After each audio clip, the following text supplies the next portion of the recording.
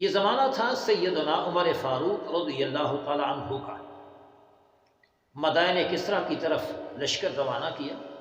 حضرت سعد بن ابی وقاص رضی اللہ عنہ کو آپ نے سپہ سالار بنایا۔ آگے بڑھے، چلتے رہے۔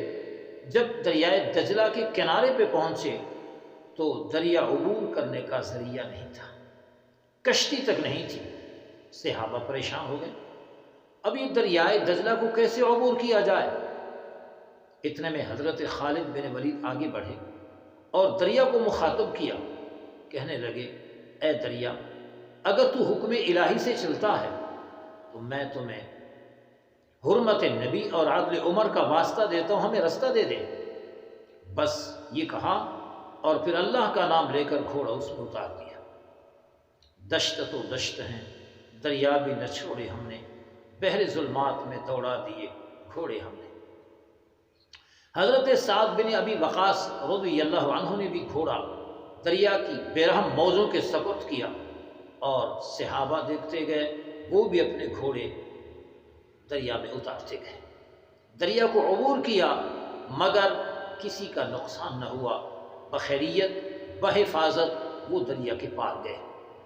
غالباً اقبال نے اس بات کو یا اس جیسی کسی اور بات کو دیکھ کر کہا تھا کہ کافر کی یہ پہچان کہ آفاق میں گم ہے، اور مومن کی یہ پہچان کہ گم اس میں ہے آفاق۔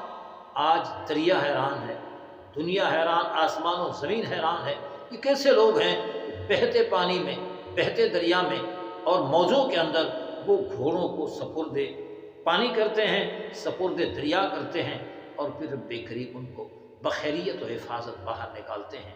اور دوسری بات یہ معلوم ہوئی کہ اللہ پاک نے حضور کی حرمت کو کتنا مقام دیا کہ حرمت نبی کا نام سن کر دریا نے رستہ دیا، اور پھر عدل عمر کا نام سنا تو دریا نے رستہ دیا۔